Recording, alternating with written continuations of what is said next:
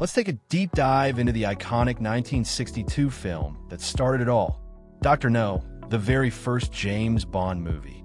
While it gave birth to a franchise that would span decades, there's a treasure trove of weird, wild, and downright fascinating facts hidden beneath the surface of this classic. From budget constraints to behind-the-scenes chaos, and from censorship scandals to radioactive hair, here are 10 weird facts about Drive No that might just change the way you look at the film forever. 1. Bond was born on a budget.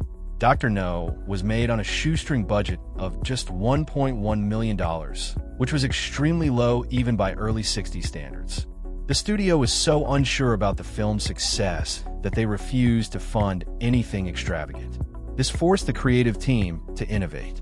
For example, the decontamination chamber, one of the film's most iconic futuristic sets, was literally built out of spray-painted cardboard. Production designer Ken Adam worked miracles with limited resources, proving that creativity can sometimes beat money in film magic. 2.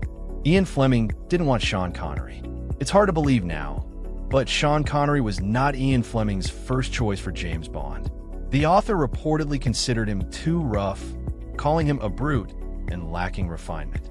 Fleming initially wanted Cary Grant, who turned the role down, and was skeptical of a working-class Scottish actor playing the suave MI6 agent. But Connery's performance changed his mind so completely that Fleming later rewrote Bond's backstory to include Scottish roots as a nod to Connery's heritage. 3.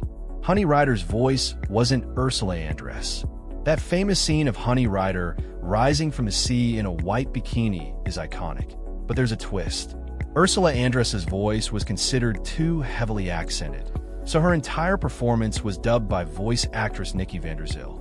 That's right, what you hear isn't Andress at all. Despite that, she won a Golden Globe for the role.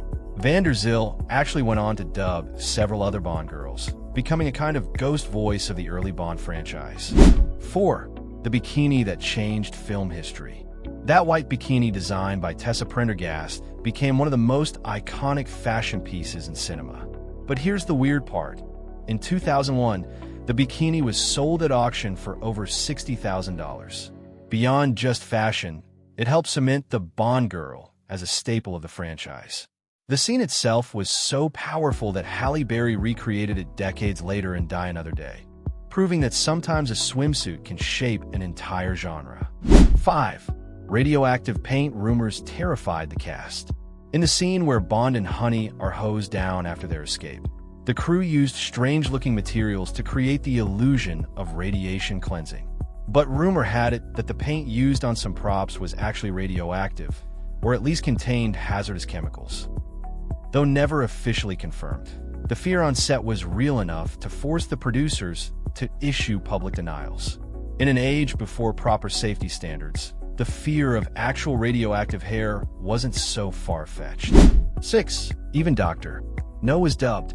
Joseph Wiseman gave a chilling performance as the sinister Dr. No. But here's the twist.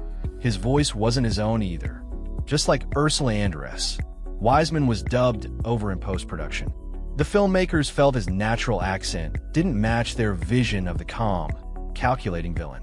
While Wiseman's physical acting gave Dr. No his menace, someone else delivered his lines, making it one of the most bizarre double performances in early Bond history. 7. Dr. No faced international bans. Despite its eventual status as a classic, Dr. No was banned in several countries, including Ireland, for being morally dangerous. Scenes featuring sex, violence, and cold-blooded executions, like the one where Bond shoots Professor Dent in cold blood, shocked censors and critics alike. Even in the UK, some scenes were cut. The idea of a secret agent as a morally gray, seductive assassin was revolutionary, and for some, a little too much to handle in 1962. 8. Sean Connery's worst nightmare, the spider scene. The tarantula crawling across Bond's chest is one of the most nerve-wracking scenes in the film, and for good reason. Sean Connery had a deep phobia of spiders, and the terror on his face was very real.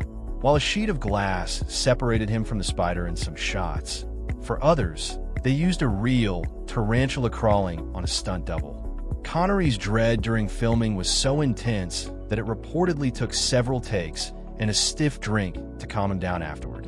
9. The James Bond theme, a credit controversy.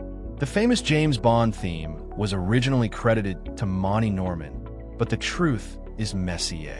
While Norman composed the basic melody, it was John Barry who arranged it into the brassy, bold version we know today. Barry went uncredited initially, sparking a long-running legal and creative feud. Though Barry would go on to score 11 Bond films, many fans still wrongly assume Norman did all the work. It's one of the strangest musical credit disputes in film history. 10. Red Stripe beer became a star by accident. Product placement in movies wasn't really a thing in 1962, but Dr. No accidentally changed that. The film prominently features Red Stripe, a Jamaican beer brand, during several scenes.